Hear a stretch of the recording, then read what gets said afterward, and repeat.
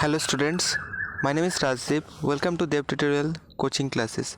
তো আজকে আমরা পড়বো ক্লাস 12 বেঙ্গলির বঙ্গভাষা চ্যাপ্টারের এক্সপ্লেনেশন। ঠিক আছে, তো এই যে চ্যাপ্টারের নাম হলো বঙ্গভাষা। ঠিক আছে, এবং তারপর এই চ্যাপ্টারটা কে লিখছেন? মাইকেল মধুসূদন দত্ত। ঠিক আছে, তো এটা একটা চতুর্দশপদী কবিতা এটা। ঠিক আছে, তো আমি তোমরা আগে ক্লাস 11 যতগুলো চ্যাপ্টার্স আমি তোমরা বুঝিয়ে দিছিলাম, আমি একটা জিনিস তোমরা কইছিলাম যে মাইকেল মধুসূদন দত্তর বেশিরভাগ যতগুলো কবিতা আছে বা কাব্য চ্যাপ্টার্স যেগুলোই কোক না কেন বেশিরভাগ তাই কিন্তু চতুর্দশপদী কবিতার মধ্যে লেখছেন। ঠিক আছে, এখন তোমরা কইবা যে চতুর্দশপদী কবিতাটা মানে কি? দেখো, চতুর্দশপদী কবিতা মানে হইলো 14টি অক্ষরে সীমিত যে কবিতা থাকবো, এটা আমরা কইমু চতুর্দশপদী কবিতা। ঠিক আছে, এবং এটার আরেকটা নাম হইলো সনেট। তো দেখো, আমরা এখন জানবো এই কবিতার উৎসটা কি। ঠিক আছে, বঙ্গভাষা কবিতার উৎস বিষয়ে আমরা এখন জানবো। কবি মাইকেল মধুসূদন দত্ত ফরাসি দেশের ভার্সাই নগরে থাকাকালীন মাতৃভাষা নামে একটি সনেট রচনা করে সহপাঠী বন্ধু রাজনারায়ণ বসুকে একটি পত্রের মাধ্যমে সেটি পাঠিয়েছিলেন।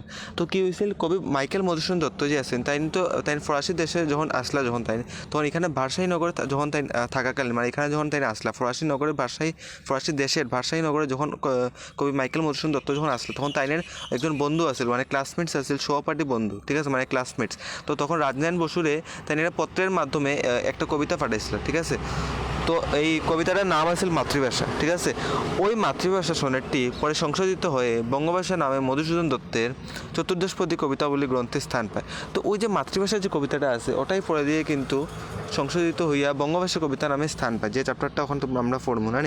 বঙ্গভাষা কবিতার মাধ্যমে ইউরোপীয় সাহিত্যে সনেটের বাংলা প্রতিরূপ পাওয়া যায়। তো এই যে বঙ্গভাষা কবিতার যে মাধ্যমে ইউরোপীয় সাহিত্যের কিন্তু সনেটের বাংলা একটা প্রতিরূপ আমরা পাইছি। ঠিক আছে, একটা বাংলা প্রতিরূপ পাওয়া যায়।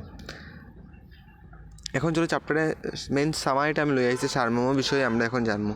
কবি বাংলা সাহিত্য ছেড়ে ইংরেজি সাহিত্যে কাব্য রচনা করে মিল্টন বায়রনের মতো কবি হতে চেয়েছিলেন।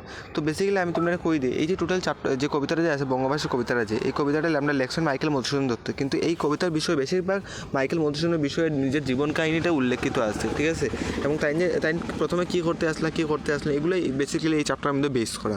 ঠিক আছে, তো এখানে দেখো কী আছে, কবি মাইকেল মধুসূদন দত্ত কিন্তু প্রথমে ইংরেজি কবিতা লেখছিল। ঠিক আছে, ইংরেজি কবিতা কাব্য রচনা তাই করতাম, মানে একজন ইংরেজি একজন এরকম রাইটার আসলে তার নাম হলো মিল্টন বায়রন। ঠিক আছে, তাই খুব একজন ফেমাস রাইটার মিল্টন বায়রন।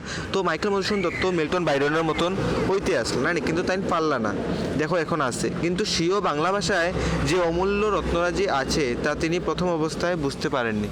তো তারপর যে তাই মাইকেল মধুসূদন দত্ত যেগুলো বাংলা ভাষায় তাই এত সুন্দর যে কবিতা তাই বানাইতে পারলো, এটা কিন্তু তাই নিজেও আগে জানছিল না। ঠিক আছে, তাই তো ভাবছিল যে তাই ইংলিশ কবিতাগুলো বানাইবা বা সেগুলো তাই ইংলিশ পোয়েট হইবা বা ইংলিশ রাইটার হইবা। ঠিক আছে, কিন্তু তাই বাংলা যে ভাষায় যে এত সুন্দর তাই কবিতা বানাইতে পারবা এটা তাই নিজেও জানছিল না। ঠিক আছে, তো তারপর যখন তিনি জানছিল, তো তারপর তাই কবিতা লিখতে শুরু করেন, বাংলা ভাষায় চতুর্দশপদী কবিতা লিখতে শুরু করেন। এবং আরেকটা কথা হয়ে দেয়, এই যে চতুর্দশপদী বা সনেট কবিতা যেগুলো লেখছেন এগুলো বাংলা ভাষায় লেখার মধ্যে সবচেয়ে প্রথম মানুষই হইল কিন্তু মাইকেল মধুসূদন দত্ত। ঠিক আছে, তো এখন বর্তমানে সময় মাইকেল মধুসূদন দত্ত একজন অনেক বড় ফেমাস একজন রাইটার। ঠিক আছে, তো তারপর হইলো পরে কবি তা বুঝতে পেরে বাংলা ভাষার সাহিত্যরথীদের উদ্দেশ্যে তার মনের শ্রদ্ধা উজাড় করে দিয়েছেন। তো পরবর্তীতে যখন কবি বুঝতে পারছেন, তারপর তাই বাংলা ভাষায় বেশিরভাগ কবিতা তাই বানানি স্টার্ট করলো। ঠিক আছে, এবং এখানে বঙ্গভাষার প্রতি কবির যে বিশেষ অনুরাগ তা প্রকাশ পেয়েছে। তো এখানে বঙ্গভাষার প্রতি কবির একটা বিশেষ অনুরাগ যেটা আছে, মানে যার দেশের প্রতি যার একটা আলাদা ভাব থাকে না, তো সেম আমরা মাইকেল মধুসূদন দত্ত তাই এরকম শ্রদ্ধা উজাড় করছিল, তারপর তাই অনুরাগ যেটা আছে সেটা প্রকাশ পাইছে আস্তে আস্তে করিয়ে। ঠিক আছে, একসময় বঙ্গভাষার সাহিত্য রত্নাদি উপেক্ষা করে কবি পরধন রূপ ইংরেজি সাহিত্যের লোভে মত্ত হয়ে স্বদেশ ত্যাগ করে প্রবাসী হয়েছেন। তো একটা সময় তাই আসছে যে তাই নিজের দেশ মানে বঙ্গভাষার যে দেশটা তাই নিজে ছাড়িয়া তাই প্রথমত তাই বাইরের দেশে আসলো। ঠিক আছে, তো ওইখানে বাইরের দেশে কালচারে থাকতে যেত, ওয়েস্টার্ন কান্ট্রি যখন তাই আসলো তখন এখানে কালচারে থাকতে যেত, তাই ইংলিশ পোয়েটসগুলো বানাইতে। ঠিক আছে, কিন্তু এগুলো বানাইতে মানে ইংলিশ কবিতাগুলো বানাইতে, কিন্তু তারপর তাই বুঝলা যে তাই বাংলা ভাষা যে এত সুন্দর পারেন, যে বাংলা ভাষায় এত কবিতা সুন্দর সুন্দর লিখতে পারেন, এটা তিনি পরের দিকে তাই বুঝতে পারছেন। ঠিক আছে, তো পরবর্তীতে তাই নিজের এগুলো অনুরাগ প্রকাশ করছিলেন। তারপর প্রবাসী করেছে। তারপর এই কাজকে কবি বলেছেন ভিক্ষাবৃত্তি। তো কবি তারপর এই কাজটাকে করেছেন ভিক্ষাবৃত্তি হয়ে একটা নাম দিয়েছেন, ঠিক আছে। ফলে সুখ ত্যাগ করে তিনি দীর্ঘদিন বিদেশে অনিদ্রায় অনাহারে অতিবাহিত করেন। তারপর তিনি নিজের সুখটাকে ত্যাগ করিয়া তিনি বাংলা ভাষার কবিতা লেখার জায়গায় অনিদ্রায় অনাহারে তিনি নিজের অতিবাহিত করছিলেন, ঠিক আছে। অনিদ্রা মানে না ঘুমাইয়া না খাইয়া, তাই নিজে মানে জাস্ট কবিতার প্রতি একটা আলাদাভাবে তাই প্রজন্ম আবার লইছিল, ঠিক আছে। মানে তার ভিতরে ফিলিংসটা ওইরকম হয়ে গেছিল।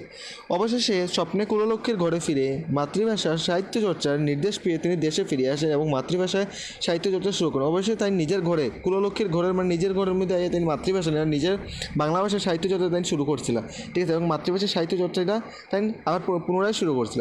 এই কবিতার মাধ্যমে কবি আত্মসমালোচনার প্রয়াস করেছেন এবং নিজের ভুল বুঝতে পেরেছেন। তো তাই এই কবিতার মাধ্যমে তাই নিজের আত্মসমালোচনা যেটা প্রয়াসটা আছে এটা তাই বুঝতে পারছেন এবং নিজের ভুলটাও তাই বুঝতে পারছেন, ঠিক আছে। এখন আমরা এই কবিতার থেকে কী শিখলাম? তো আমরা এই কবিতা শিখলাম আমরা যতই আমরা ওয়েস্টার্ন কালচারে থাকি না কেন, আমরা নিজের দেশ স্বদেশের বিষয় যেগুলো আমরা ভালোবাসি, যেগুলো কালচার ট্রেডিশনস যেগুলো আছে সেগুলো যাতে আমরা না ভুলি, ঠিক আছে। আমরা নিজের ঐতিহ্যটা যাতে না ভুলি তার জন্য কবিতায় এই কবি মাইকেল মধুসূদন দত্ত আমরা এই কবিতার মাধ্যমে আমরা বুঝিয়ে দিচ্ছেন, ঠিক আছে। মানে যতই তুমি যে কোনো কালচারে তুমি থাকো না কেন, তুমি যাতে নিজের দেশ নিজের কালচারটা নিজের ট্র্যাডিশনটা যাতে তুমি ভুলো না, ঠিক আছে। তো এই বলি আমরা চ্যাপ্টারটা এখানেই শেষ। আশা করি তোমরা এই কবিতার এক্সপ্লেনেশন ভিডিওটা খুব ভালো লাগছে। যদি ভালো লেগে থাকে তাহলে কমেন্টে নিশ্চয়ই জানাইও, অ্যান্ড চ্যানেলটা সাবস্ক্রাইব করে রাখো, কারণ নেক্সট ভিডিও বা নেক্সট কোন সাবজেক্টে তোমরা ভিডিও লাগবে তোমরা কমেন্ট করে রাখি। অলরেডি আমি নেক্সট কিন্তু ভিডিও আই যাবো খুব শীঘ্রই, ঠিক আছে। থ্যাংক ইউ, দেখা হবে নেক্সট ভিডিও।